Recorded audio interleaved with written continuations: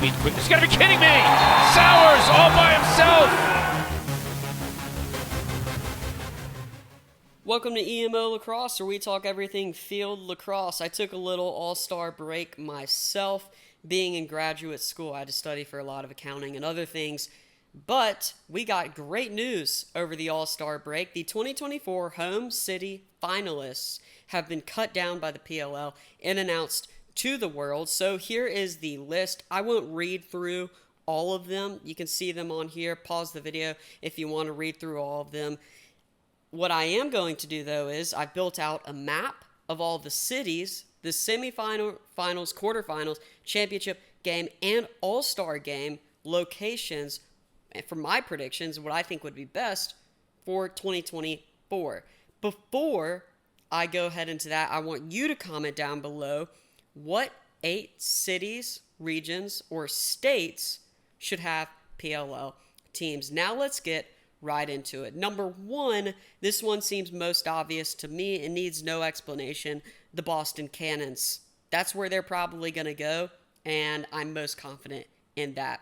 Number 2, New York Lizards. This would be the team replacing either the Whipsnakes or the Chaos. I would choose the Chaos because New York would be the closest team that I have to Canada. There's a lot of Canadian influence on the Chaos, and I think that would be fun. The reason why it's not a specific place like Albany or Buffalo, even though Buffalo wasn't mentioned on the list, I think that you should just have New York in general because there are a lot of different places you could go in New York. Number 3, Texas Atlas, match made in heaven. Texas is so big, and it's a place where you need lacrosse to grow if you want lacrosse to be successful. Remember, Paul Rabel has mentioned multiple times that the offices, on the business side, running out of these cities year-round will be an integral part to lacrosse's growth. They're going to try and have a grassroots program to grow lacrosse in general in those places. The Texas Atlas here are a perfect match for that. Next up, I have the Carolina Archers. I was going to do Charlotte, but I think it's a nice strategic move to just have it in Carolinas. You could involve South Carolina and it growing there, and that would be kind of your southernmost. I know Texas is technically the southernmost, but that feels more western than the South, and I'm from Alabama. I think most southern people would agree with that. So this could be your southern franchise to start off, and I think that would be smart. Number 5, the Baltimore Bayhawks, replacing most likely the Whipsnakes. To me, it's a no-brainer. You have to have a team in Baltimore, Maryland. If you're the PLL, you have to. And the Bayhawks make the most sense for me. Number 6, this one's interesting, and I think y'all are going to like this for multiple reasons that we'll touch up on later too. The Great Lakes Water Dogs. The reason I chose the Water Dogs was lake and water, and also Great Lakes. So you include a massive region full of potential places to go if you're the PLL. You got Chicago, Columbus, and Minneapolis all bunched in to one specific region. So if you're the Water Dogs from year to year, you could even move from state to state, which I think is really interesting, and especially at a part that the fact that you really have to have some presence in the Midwest, and I think the Great Lakes would be cool.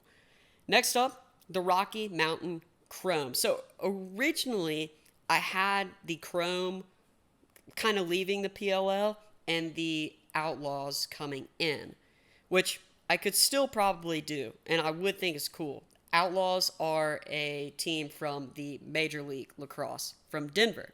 But then I thought, well, if you're going to include the Rocky Mountains, which I am, maybe hold off on Denver until the PLL expands and then put a team in Denver permanently, and then you can move the Chrome to somewhere in Utah, most likely Salt Lake City.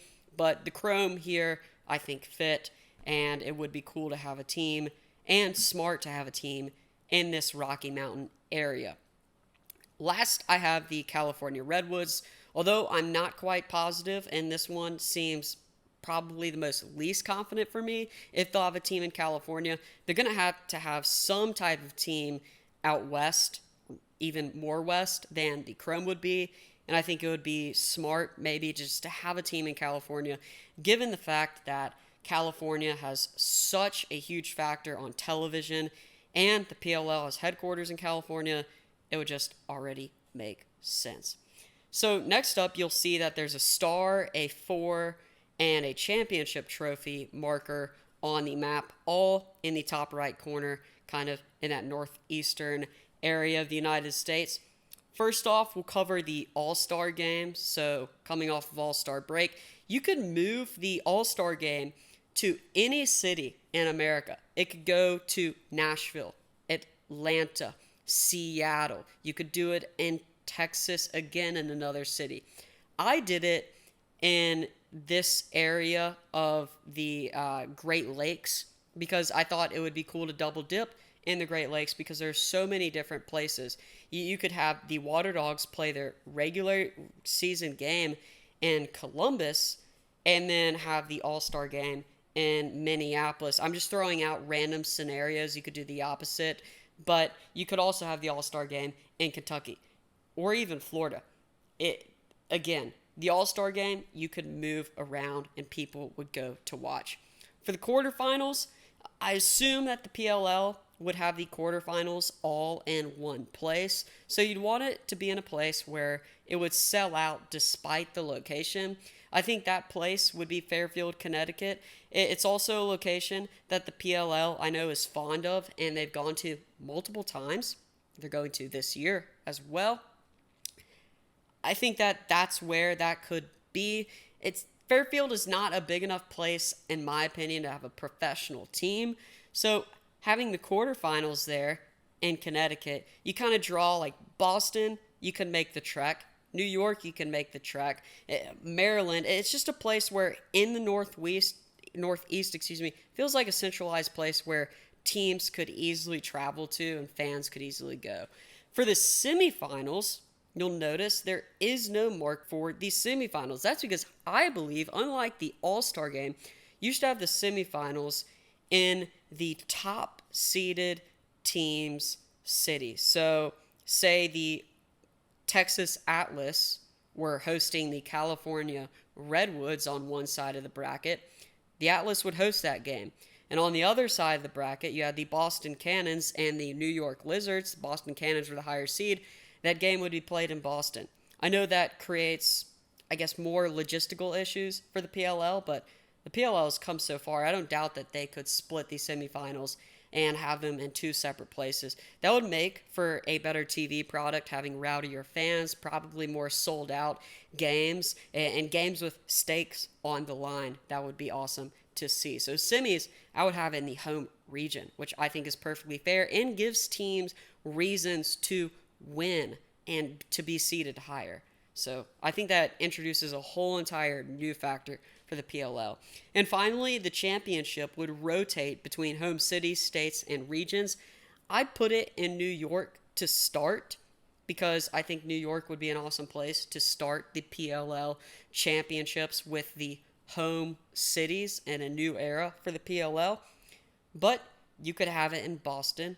You could have it in Maryland. You could really move that championship from year to year across your home city, states, regions. So you couldn't have it in a place like Seattle, and you could even do it like in Texas, where maybe you have a game in Houston the regular season, have the championship in Dallas, or maybe have the championship in Denver and have the Chrome play again in Salt Lake City. So there's multiple ways to do it. That's just how I did it because I thought it would be fun. You'll see the trophy there paired with the New York Lizards. I'd love to know your opinions down below. Where do you have your 8 teams, and how would you, as the PLL, if you were the commissioner, if you controlled the Premier Lacrosse League, how would you do it? I'm very interested in your comments down below. Thanks for watching the EMO Lacrosse. Make sure to like, subscribe, and comment if you enjoy field lacrosse.